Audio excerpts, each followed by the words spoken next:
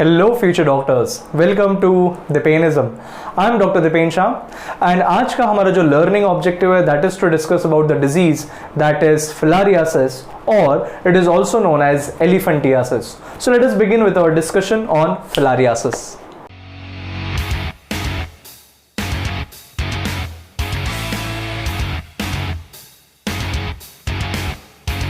So आपको पता है कि हम लोग फिलारियासिस में भी वही सेम फॉर्मेट यूज करेंगे that we have used for amoebic dysentery and malaria. So same format में डिस्कस करते हुए इस डिजीज को first we are going to discuss about the CO, that is the causative organism. Now filariasis is mainly caused by certain nematode worms. Yes, Nemathelminthes के there are certain worms जिसको हम लोग Aschelminthes भी बोलते हैं. So there are certain nematode worms और इस phylum के कुछ वर्म्स ये फिलारियल इन्फेक्शन कॉज करते हैं, जिसमें one of the example is Wuchereria. आप लोग को नाम याद रखना है, वूशेरेरिया. एंड स्पीशीज जो है इस वर्म का दैट इज बैनक्रॉफ्टी.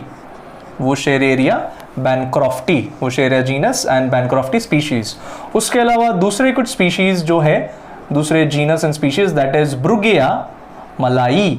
ब्रुगिया मलाई या ब्रुगिया मलाई आप बोल सकते हैं, ब्रुगिया मलाई. एंड तीसरा जो है दैट इज ब्रुगिया तिमोरी.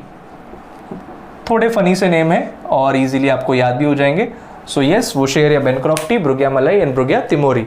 उसके अलावा और कुछ नेमाटोड वर्म्स है जो कॉज कर सकते हैं. उसमें एक एग्जांपल मैं लिख देता हूं एज लोआ लोआ. लोआ लोआ जीनस भी वही है, स्पीशीज भी वही है, लोआ लोआ. एंड उसके अलावा there are another worms known as Mansonella. There are Mansonella species जो ये इन्फेक्शन कॉज कर सकते हैं. सो ये कुछ वर्म्स के नाम होंगे जो आपको याद रखना है. Now after causative organism next हम लोग को पता है फॉर्मेट में आता है टारगेट ऑर्गन. मतलब ये वर्म्स कहां पे ह्यूमंस में टारगेट, कौन से ऑर्गन्स को टारगेट करेंगे और इन्फेक्शन कॉज करेंगे. Then one of the target organ is lymphatic system. So that causes lymphatic filariasis. Lymphatic filariasis. Other target organ can be subcutaneous. So it is known as subcutaneous filariasis. And the third target organ could be serous cavity.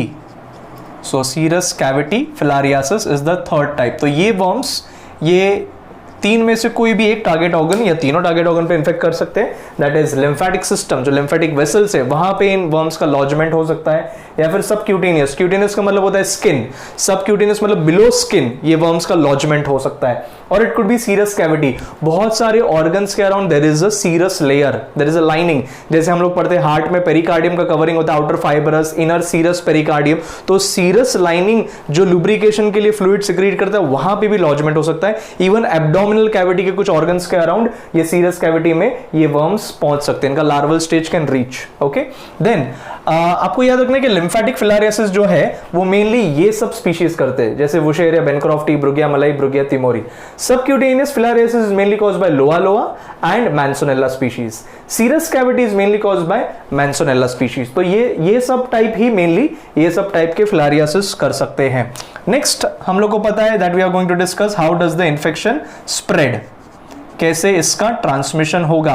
तो जैसे malaria का transmission जो हो रहा था because of the bite of an infected female anopheles mosquito, यहां पे भी ये ट्रांसमिशन होता है because of the bite of an infected female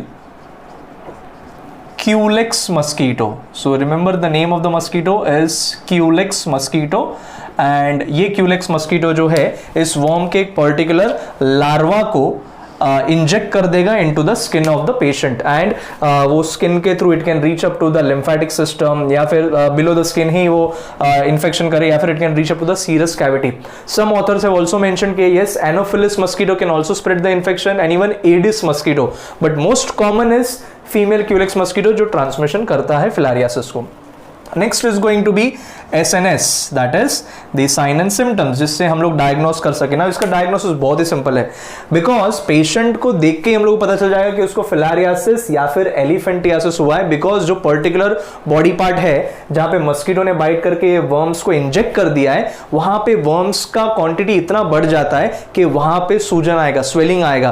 तो यूजुअली पैरों में, लोअर एक्सट्रीमिटीज में स्वेलिंग देखने मिलता है, इसीलिए उसको हाथी पांव बोलते हैं, मतलब the leg gets swollen up so much. तो पेशेंट को बहुत ही ये डिफिकल्ट सिचुएशन फेस करना पड़ता है because of the sign and symptoms like swelling of skin and underlying tissues.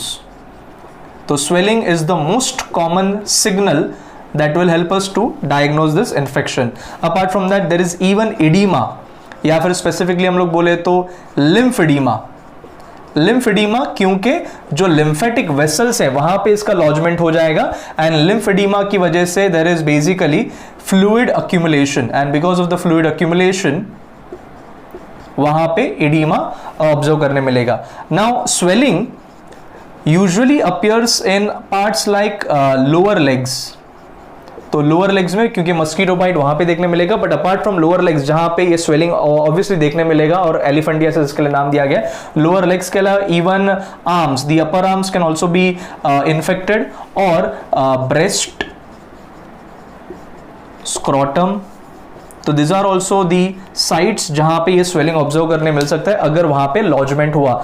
Now scrotum में जब भी ये फिलारियल इन्फेक्शन होता है तो वहां पे scrotum, that is the pouch of skin जहां पे टेस्टिस आर प्रोटेक्टेड, वहां पे भी फ्लूइड अक्यूमुलेशन होगा और उसको बोला जाता है हाइड्रोसील। सो हाइड्रोसील मतलब fluid accumulation in the silo, मतलब वो कैविटी में, स्क्रोटल सैक में हाइड्रोसील का डेवलपमेंट हो सकता है। तो मेन जो साइन एंड सिम्टम्स है वो स्वेलिंग, इतना ज्यादा स्वेलिंग हो जाएगा कि हम लोग को पता चल जाएगा कि यहाँ पे फ्लूइड अक्यूमुलेशन हुआ है।